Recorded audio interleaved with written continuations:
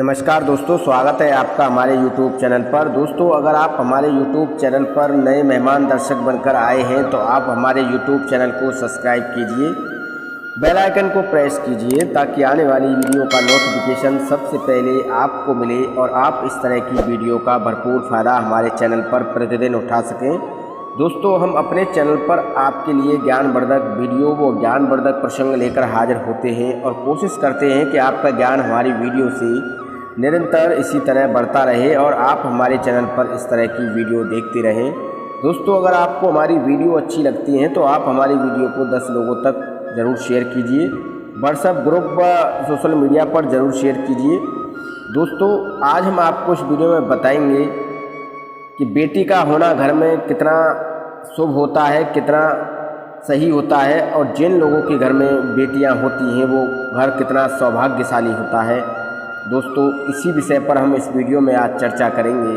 आप हमारे साथ वीडियो के एंड तक बने रहें ताकि आपको अच्छी जानकारी प्राप्त हो।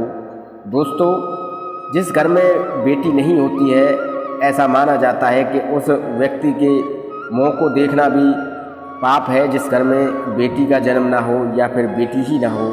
दोस्तों, गरुड़ पुराण में तो यहाँ तक लिखा गया है कि जिस घर में बेटी होती है वो घर बहुत ही सौभाग्यशाली होता है और जिस घर में बेटी नहीं होती है उस घर में कभी माँ लक्ष्मी निवास नहीं करती, उस घर में हमेशा दुख दरिद्रता बनी रहती है, ऐसा गरुड़ पुराण में स्पष्ट लिखा गया है। दोस्तों, आज हम आपको इस वीडियो में बेटी के माध्यम से एक ऐसा संदेश देने की कोशिश करेंगे, एक ऐसी कहानी समझाने की कोशिश करेंगे जिसे आप काफ़ी ध्यान से सुनिए।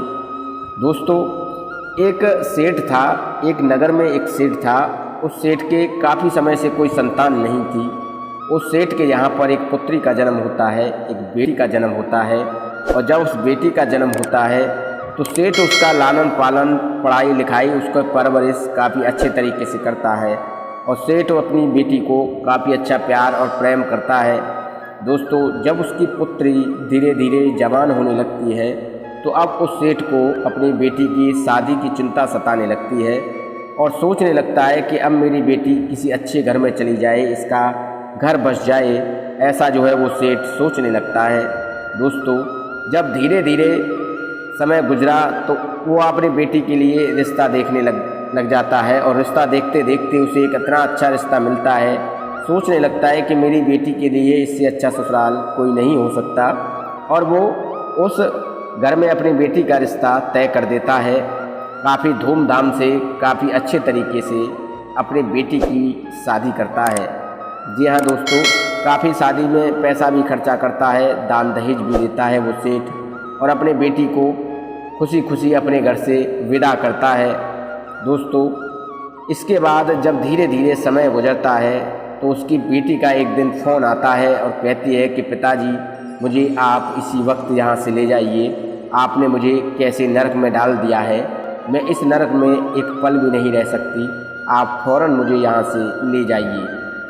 सेठ सोचने लगता है कि मैंने तो काफ़ी अच्छा परिवार देखा था और ये मेरी बेटी क्या कह रही है, चलकर देखना चाहिए। और सेठ जो है अपनी बेटी के यहाँ पर पहुँच जाता है और बेटी के यहाँ पर जब पहुँचता है तो वो अपने समधी से दुआ सलाम करता है, नमस्कार करता है तो समधी भी मुँह फेर लेते हैं। इसके बाद वो अपनी समधिन से नमस्कार करता है, वो भी मुँह फेर लेती हैं। इसके बाद वो अपने दामाद और जमाई से मिलता है तो जमाई भी उससे नाराज़ रहते हैं और कहते हैं कि आपने कैसी बेटी पैदा की है, इसने हमारे घर को नरक बना दिया है, आप इसी वक्त अपनी बेटी को यहाँ से ले जाइए। इसके बाद पिता पड़ोसियों से मिलता है, पड़ोसियों से दुआ सलाम करता है। इसके बाद घर में अपनी समधन से हालचाल पूछता है तो उसकी समधन भी काफ़ी नाराज़ होती हैं और कहती हैं अपनी बेटी को यहाँ से फ़ौरन ले जाइए और आपने जो भी शादी में पैसा खर्चा किया है, जो भी दान दहेज दिया है, उसका हम बैठकर हिसाब कर लेंगे, ऐसा जो है वो कहती हैं। सेठ काफ़ी परेशान हो जाता है, सोचने लगता है कि अब मुझे क्या करना चाहिए।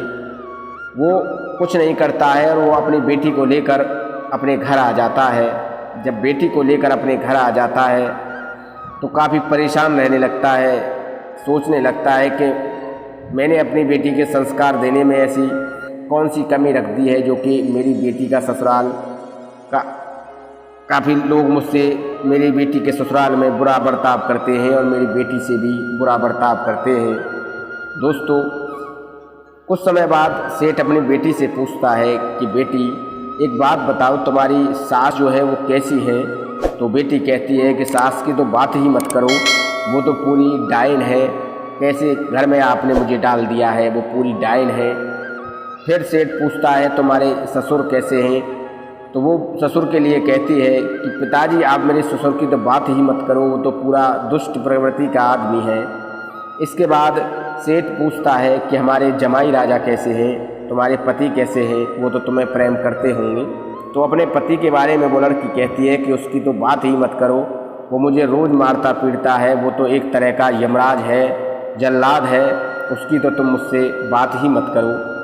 इसके बाद सेठ पूछता है कि तुम्हारे मोहल्ले वाले कैसे हैं, तुम्हारे पड़ोसी कैसे हैं, वो तो तुमसे मतलब थोड़ा बहुत प्रेम करते होंगे, तुमसे बातचीत रखते होंगे।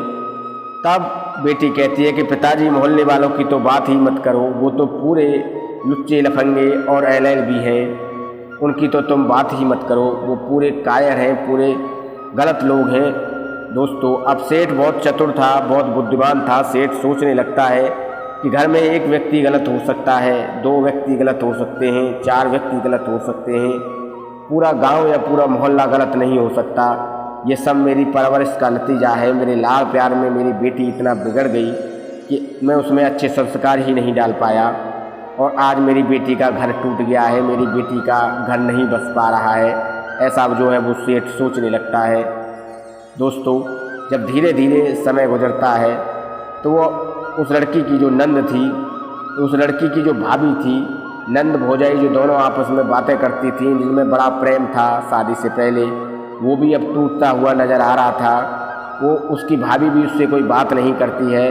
तब वो लड़की अपनी भाभी से कहती है कि भाभी तुम मुझसे इतनी नाराज़ क्यों रहती हो?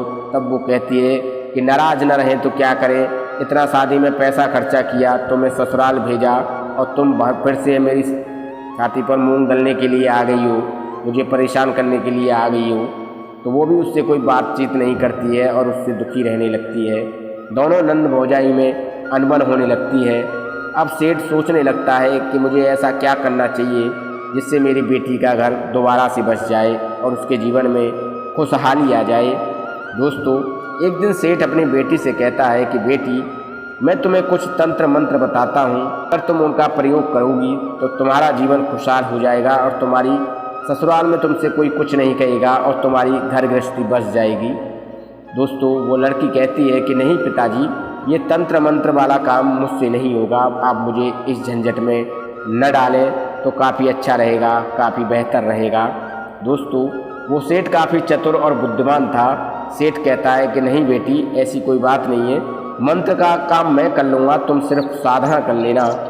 दोस्तों, साधना का मतलब होता है कि तुम चुप रहना, तुम अपने ससुराल में किसी से कुछ मत कहना, चाहे वो कुछ भी कहें। 6 महीने तक तुम्हें ये साधना करनी है और 6 महीने तक मुझे इस मंत्र का जाप करना है।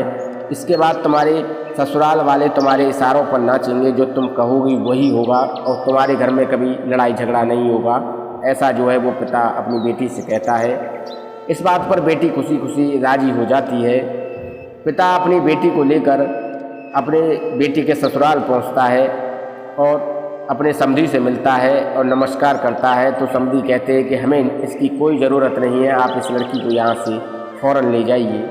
इसके बाद वो अपनी समधिन से मिलता है, वो भी उसे ऐसा ही जवाब देती है कि इस लड़की ने हमारा पूरा घर बर्बाद कर दिया है, हमारी पूरी ज़िंदगी नरक बना दी है, हमें आपकी लड़की की कोई ज़रूरत नहीं है, आप अपनी लड़की को इसी वक्त यहाँ से ले जाइए। इसके बाद वो सेठ अपने जमाई से मिलता है। जमाई चिल्ला चिल्ला कर कहता है कि मुझे इस लड़की की कोई ज़रूरत नहीं है, आपने ऐसी लड़की पैदा की है जिसने हमारे ज़िंदगी को नरक बना दिया है, आप इसे अभी यहाँ से ले जाइए, हमें इसकी कोई ज़रूरत नहीं है और जो भी दान दहेज आपने दिया है उसे भी आप ले जाइए। ऐसा जवाब वो देता है, वो सेठ का जमाई देता है। दोस्तों, सेठ अपनी लड़की को ससुराल में छोड़कर आ जाता है और अपनी समधन से कहता है कि आप हमें एक और मौका दीजिए, आप हमें और हमारी बेटी को एक मौका और दीजिए। इसके बाद आप जो फैसला करेंगे हम उसे स्वीकार करेंगे और हम उसे मान लेंगे। ऐसा जो है वो सेठ अपनी समधन से वादा करके आता है और अपनी बेटी को छोड़कर अपने घर वापस आ जाता है। दोस्तों, अगले दिन उस सेठ की जो बेटी थी, उस सेठ की जो पुत्री थी, वो चाय लेकर अपने ससुर के पास जाती है और ससुर उस पर चिल्लाने लगता है, उसे बुरा भला कहने लगता है। दोस्तों, वो लड़की सोचने लगती है कि काश मेरे पिताजी मंत्र का जाप नहीं कर रहे होते और मैं साधना नहीं कर रही होती तो मैं इसी कप से इस ससुर का सर फोड़ देती। पर मैं क्या कर सकती हूँ, अगर मैंने कुछ गलत किया तो मेरे पिताजी की तंत्र मंत्र बेकार हो जाएगा और मेरी साधना भी बेकार हो जाएगी। मेरे पिताजी ने कहा था कि मुझे 6 महीने तक बिल्कुल मौन रहना है और 6 महीने तक मुझे किसी से कुछ नहीं कहना है। ऐसा जो है वो सोचने लगती है, विचार करने लगती है।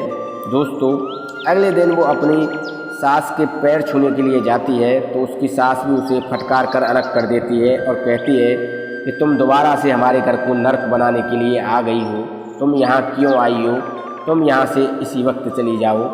तब वो लड़की सोचने लगती है कि अगर मेरे पिताजी मंत्र का जाप नहीं कर रहे होते और मैं साधना नहीं कर रही होती तो मैं इस बुढ़िया के पैर छूने की जगह इसकी टांगें ही काट देती, इसकी टांगें ही तोड़ देती। ऐसा जो है वो लड़की सोचने लगती है। इसके बाद वो अपने पति के लिए खाना लेकर जाती है। पति जो था वो भी काफ़ी नाराज़ होता है और उस पर काफ़ी चिल्लाने लगता है। तब वो लड़की सोचने लगती है कि इस वक्त अगर मेरे पिताजी मंत्र का जाप नहीं कर रहे होते और मैं साधना नहीं कर रही होती तो मैं अपने पति का इसी वक्त सर फोड़ देती। पर मैं क्या करूं, मेरे पिताजी की पूरी तंत्र विद्या खराब हो जाएगी, उनका मंत्र खराब हो जाएगा, मेरी साधना जो है वो पूरी व्यर्थ चली जाएगी। पिताजी ने कहा था कि 6 महीने तक मुझे बिल्कुल मौन रहना है और किसी से कुछ नहीं कहना है, किसी से कोई बात नहीं करनी है और बिल्कुल चुप रहना है। ऐसा जो है पिताजी ने मुझसे कहा था। ये सोचकर वो लड़की चुप हो जाती है और सभी को बर्दाश्त करने लगती है।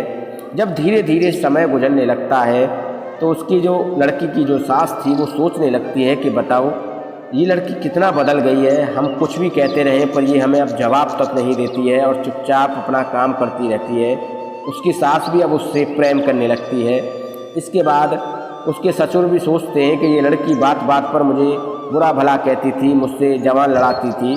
अब वो भी उस लड़की को कुछ नहीं कहते हैं और सोचने लगते हैं कि चलो कोई बात नहीं है, अब इसे अपनी गलती का एहसास हो गया है, अब इसे यहीं पर रहने दो और इसका जीवन सही है और अब ये हमारे परिवार में मिलजुल कर रह सकती है। इसके बाद उस लड़की का पति भी सोचने लगता है कि अब इसकी सभी गलतियों को माफ़ कर देते हैं क्योंकि ये लड़की अब सुधर चुकी है, अब इसके जीवन में बदलाव आ चुका है, अब हमें इससे कोई शिकायत नहीं है। ऐसा जो है उस लड़की का पति सोचने लगता है। अब उस लड़की का पति अपने काम पर जाता है, हर रोज़ प्रतिदिन कमा के लाता है, अपने परिवार की गृहस्थी चलाता है और वो लड़की हंसी खुशी अपने प्यार प्रेम से अपने घर को संवारती है। इसके बाद वो लड़की गर्भवती हो जाती है। 6 महीने के बाद वो लड़की गर्भवती हो जाती है और 9 महीने के बाद उस लड़की पर एक नन्हा सा बच्चा हो जाता है और नन्हा सा बच्चा होने के बाद उसकी गृहस्थी पूरे तरीके से बच जाती है। अब सास और ससुर भी उसे काफ़ी प्रेम करने लगते हैं और उस लड़की से अब कोई घर में झगड़ा नहीं करता है। जब 9 महीने बाद वो सेठ उस लड़की के ससुराल में आता है और सब लोगों से मिलता है तो सभी लोग सेठ को भी काफ़ी मान सम्मान देते हैं, काफ़ी इज्जत करते हैं और कहते हैं कि सेठ जी अब आपकी लड़की पूरी तरह बदल चुकी है, अब हमें आपकी लड़की से कोई शिकायत नहीं है, अब आपकी लड़की काफ़ी अच्छे से अपना घर बार संभाल रही है, अपने काफ़ी अच्छे तरीके से अपने घर को चला रही है। ऐसा जो है वो उस सेठ से कहते हैं। अब सेठ ये देखकर काफ़ी खुश हो जाता है कि मेरी बेटी में जो संस्कार मैंने डाले थे वो गलत थे, मैंने अपनी लड़की को काफ़ी प्यार प्रेम करने के बाद इतना सर पर चढ़ा लिया था। उस लड़की ने अपने ससुराल में आकर सभी लोगों का दिल दुखाया, सभी लोगों को परेशान किया, पर मेरी एक भूल और एक गलती की वजह से मेरी लड़की का घर दोबारा से बस चुका है और अब मेरी लड़की के जीवन में सुख समृद्धि आ चुकी है, अब मुझे कुछ नहीं चाहिए, अब मुझे किसी से कोई शिकायत नहीं है। अब सेठ जो है लड़की के ससुराल में वातावरण और जो भी खुशहाली थी उसे देखकर खुश हो जाता है और अपने घर के लिए लौट आता है। दोस्तों, हमें अपने घर में चाहे बेटा हो या बेटी हो सभी को सही संस्कार देने चाहिए, ताकि बेटी कभी पराए घर जाए तो पराए घर में उसे मान सम्मान मिले, उसे इज्जत मिले और वो अपने घर को सही से चला सके, अपने घर को सही से संभाल सके। दोस्तों, जो लोग अपनी बेटियों को अपने सर बढ़ा लेते हैं, अपनी बेटियों का ध्यान नहीं रखते हैं, उन लोगों का एक दिन जीवन दुखमय हो जाता है और उनके जीवन में कभी कोई खुशहाली नहीं आती है। उनकी बेटियों का घर कभी सुखी नहीं हो पाता है, उनकी बेटी के घर में कभी खुशहाली नहीं आती है, उनकी बेटी के घर में हमेशा लड़ाई झगड़ा बना रहता है। इसलिए हमेशा ये कोशिश करें कि आपकी बेटी का ससुराल हमेशा चहचहाता रहे, खुशियाँ रहें। आपके बेटी के ससुराल में कभी कोई दुख, संकट और परेशानी ना आए जिसकी वजह से आपको भी परेशानी उठानी पड़े। हमेशा इस तरह के संस्कार आप अपनी बेटी को दीजिए। कुछ लोग समाज में इस तरह की सोच रखते हैं कि हमारे घर में बेटी का होना गलत है, पर दोस्तों हम आपको बता देते हैं कि बेटी का घर में होना काफ़ी शुभ होता है। ऐसा माना जाता है वेद पुराण शास्त्रों के अनुसार, जिस घर में बेटी ना हो वो उस घर में कभी लक्ष्मी वास नहीं करती है, उस घर में हमेशा दुख दरिद्रता बनी रहती है। इसलिए आपको अपने घर में हमेशा इस बात का ध्यान रखना चाहिए कि आपको अपने घर में एक बेटी का जन्म अवश्य होना चाहिए, जिससे कि आपके जीवन में सुख समृद्धि आए, खुशहाली आए।